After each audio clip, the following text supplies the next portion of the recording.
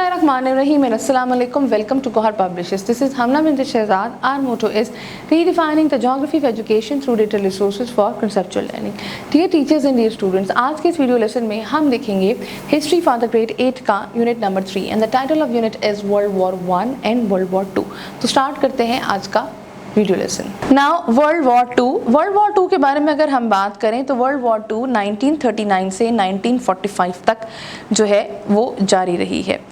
इस world war को अगर देखें तो ये वो वर्ल्ड वॉर थी जो कि पूरी दुनिया में 40 से 50 मिलियन लोगों की मौत का सबब बनी थी. देखा जाए तो ये भी एक बहुत बड़ी जंग थी. अगर आप इसके स्क्रीन पर आपके साथ पेज 39 पर एक मैप शेयर हो रहा है तो उसमें आप देखें great Britain, United state, Italy, Germany, Soviet union, Japan, ये बहुत ज़्यादा जो है जगह पर लड़ी गई थी और इसने बहुत तबाहियाँ मचाई थी. इसका एक सीन भी आपके साथ पेज 38 पे शेयर हो रहा है. अगर हम इसके बारे में बात करते हैं तो ये हिस्ट्री की जो सबसे बड़ी जंग है ये वो वाली जंग है. 6 साल के अरसे के लिए ये जंग लड़ी गई है. इस जंग में अगर हम देखें तो हमारे पास दो मेन जो थे वो पार्टीज़ थी जिसको हम दो मेन कंटेस्टेंट्स का नाम देते हैं. एक थे इत्तेहादी थे हमारे पास ब्रिटेन और उसकी कॉलोनीज़ जिसमें इंडिया और इंडिया के जो उस वक़्त के मुसलमान थे, सिख थे, हिंदू थे, तमाम वो लोग थे.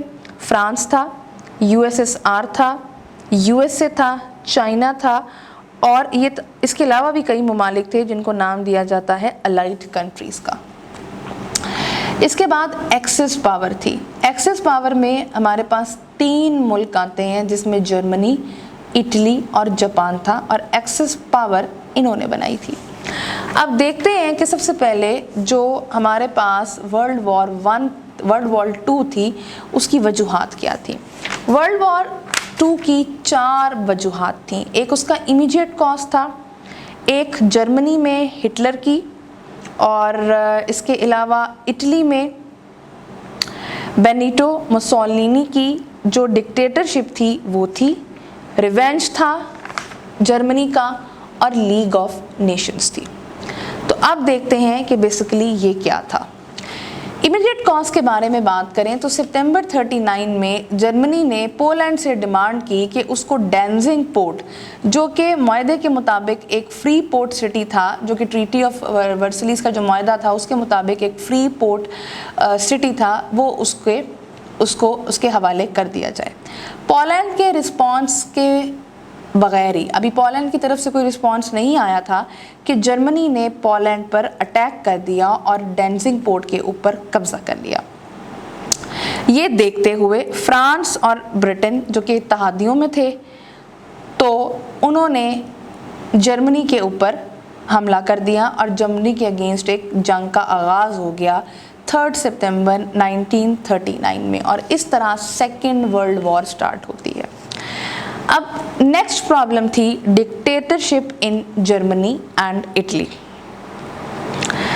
ये जो ट्रीटी ऑफ वर्सलीज था इसका एक रिएक्शन आया था हमारे पास फेसिज्म जो कि इटली में आया था, जिसका स्टार्ट करने वाला जो शख्स था वो बेनिटो मुसोलिनी था और इसने अपनी फैसिस्ट पार्टी 1919 में बनाई थी. दूसरा जो आप हमें एक रिज़ल्ट नज़र आया था इसका, कह लें कि जो रिएक्शन नज़र आया था वो नाज़िज़्म था जो कि जर्मनी में था और ये हिटलर की पार्टी थी. इन्होंने अपने लोगों से ये प्रॉमिस किया था कि वो जो आपका इटली और जर्मनी है इसमें बेसिकली उनकी जो पुरानी एंशिएंट ग्रेटनेस है ये वो वापस लेके आएंगे और जो ट्रीटी मुआहदे की वजह से इनके ऊपर जो प्रोविजंस लगी हुई हैं, जो इनकी मतलब कह लें कि कुछ रुकावटें हैं, कुछ इन पे पाबंदियाँ लगी हुई हैं, वो ये ख़त्म करेंगे. इन दोनों ने बहुत ऑफेंसिव किस्म के प्रोग्राम्स जो थे वो बनाए थे और अपने लोगों को प्रोवोक किया था और उनको पुश किया था जंग के लिए. इसके अलावा तीसरी जो वजह थी वो थी रिवेंज. अब कुछ जो ट्रीटी ऑफ वर्सलीज थी उसकी में कुछ पाबंदियाँ ऐसी भी थी जो कि काफ़ी ह्यूमिलेटेड थी, मतलब शर्मनाक किस्म की थी और मतलब आपकी पसंद नहीं आई थी लोगों को, जिसकी वजह से उन्होंने जर्मनी और साथ इटली को प्रोवोक किया कि वो बेसिकली अब जंग करें और बदला लें. अब उसके अंदर बेसिकली क्योंकि जर्मनी को रिस्पॉन्सिबल ठहराया गया था वर्ल्ड वॉर 1 का, तो जितनी भी डैमेजेस हुई थी, इसके अलावा जो भी आप कह लें उसकी जो कॉस्ट थी वो जर्मन्स को पे करनी थी, जिसकी वजह से जर्मन्स की जो फीलिंग्स थी वो बहुत हर्ट हुई थी, ख़ास तौर पर नेशनल लेवल पे। तो उस वक़्त हिटलर ने उनको प्रोवोक किया, नेशनलिज्म पे इकट्ठा किया और जंग के लिए तैयार किया कि अब बदला लेने, अपनी बेइज्जती का बदला लेने के लिए हम जंग करेंगे। और ये बेसिकली कह लें वो बीज था जो कि दूसरी जंग अज़ीम के लिए हिटलर ने बोया था। चौथी वजह जो थी वो लीग ऑफ नेशंस थी। लीग ऑफ नेशंस के बारे में अगर बात करें तो लीग ऑफ नेशंस 1920 में पीस माहदे के तहत, फर्स्ट जो पीस माहदा फर्स्ट वर्ल्ड वॉर के ख़त्म होने के बाद हुआ था, उसके तहत ये 1920 में बनी थी। इसका बेसिकली जो मकसद था वो ये था कि जितनी भी जो कौमें इत्तेहादी या सेंट्रल पावर्स वर्ल्ड वॉर 1 की थी, उसके जितने भी जो लोग थे, मेंबर्स थे, उनके जो नेशंस के लेवल के जो मसले थे उसको खुश उसलूबी से जो है वो सुलझाया जाए। लेकिन ये इतने भी पॉलिटिकल इश्यूज थे जो लीग ऑफ नेशंस थी वो उसको सॉल्व करने सही तरीके से करने में कामयाब हो सकी। इसी के तरीके से जो ख़ास करके जो मेंबर कंट्रीज़ थे आपके, वो जर्मनी, वो जो लीग ऑफ नेशंस के जो फैसले होते थे और उनके जो रूल्स होते थे वो उसको वायलेट करते थे, और इसी की वजह से वर्ल्ड वॉर 2 का आगाज़ हुआ, जिसको लीग ऑफ नेशंस भी रोक नहीं सकी। अब मेन इवेंट्स क्या थे वर्ल्ड वॉर 2 के? अप्रैल 1940 में जर्मनी ने कब्ज़ा कर लिया डेनमार्क, नॉर्वे, हॉलैंड और बेल्जियम पे।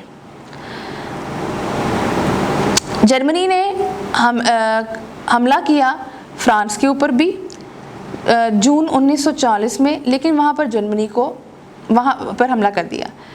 अब वहाँ पर फ्रांस को शिकस्त होती है। जब फ्रांस को शिकस्त होती है तो इटली जो है वो अब वॉर में शामिल होता है। फ्रांस पे जो है वो हमला करता है। फ्रांस को अगर देखा जाए तो वो इत्तेहादियों के साथ था और इटली जर्मनी के साथ था। अब इटली जो है जब वो जर्मनी जो है वो हमला करता है फ्रांस के ऊपर, लेकिन वहाँ पर जर्मनी को शिकस्त होती है, तो उधर शिकस्त की वजह से इटली जो होता है अब आ जाता है जंग में, और जब जंग में आता है तो फिर इटली हमला करता है ग्रीस पे।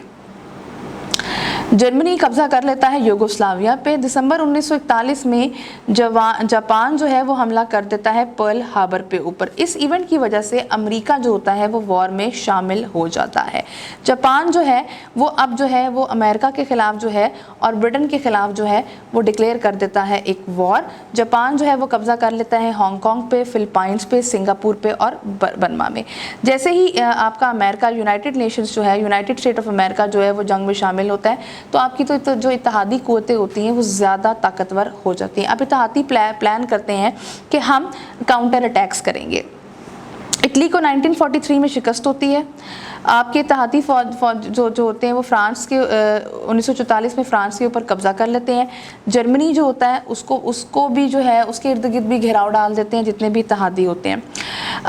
अप्रैल 1945 में हिटलर सुसाइड कर लेता है। उसके अगले ही महीने जो जर्मनी की फ़ौजें होती हैं वो जो है वो हथियार डाल देती हैं और वो सरेंडर डिक्लेयर कर देती हैं।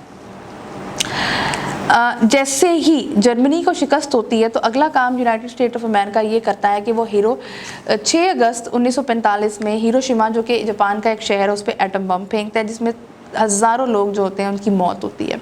जापान जब फिर भी सरेंडर करने से इनकार कर देता है तो 9 अगस्त को जो जापान के एक और शहर नागासाकी पर अमेरिका जो है वो बम फोड़ता है, जिससे तबाही मचती है, लोगों की जानें जाती हैं, प्रॉपर्टी का नुकसान होता है। और फिर 14 अगस्त 1945 को जापान सरेंडर कर देता है और इस तरीके से वर्ल्ड वॉर 2 ख़त्म होती है।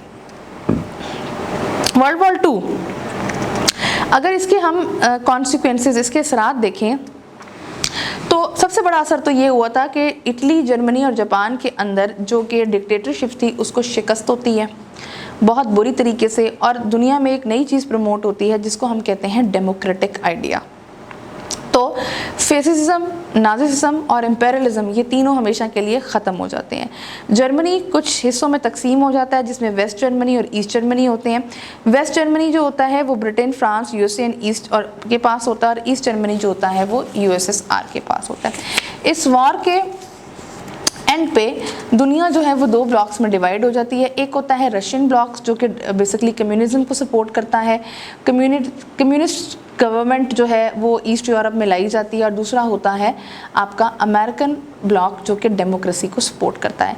इस दो super power USA and USSR इसका आगाज़ होता है, और साथ ही कोल्ड वॉर जो है वो स्टार्ट होती है, जिसको फिर 1991 में ख़त्म किया जाता है। अब हम देखते हैं roles of Indians in world war to.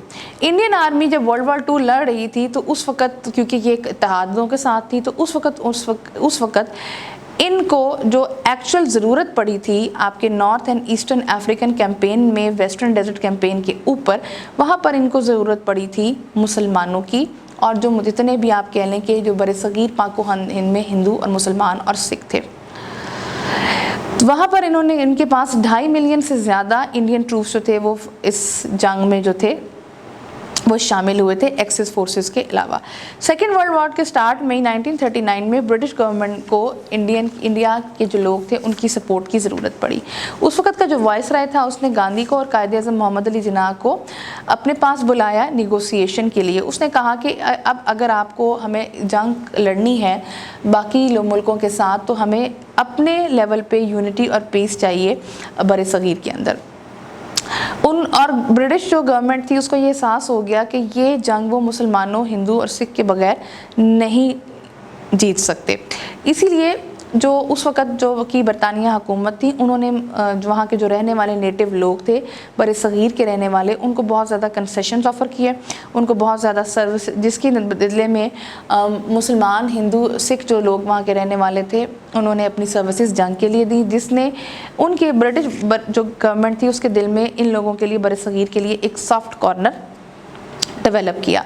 और यही वो वजह थी कि ब्रिटिश ने ये डिसाइड किया कि हम अब इसको जो है वो देंगे आज़ादी, और यही वजह पाकिस्तान की फॉर्मेशन की भी बनी। आई होप आपको आज का वीडियो लेसन पसंद आया होगा। एक नए वीडियो लेसन के साथ हम फिर मिलेंगे, तब तक के लिए अल्लाह हाफ़िज़।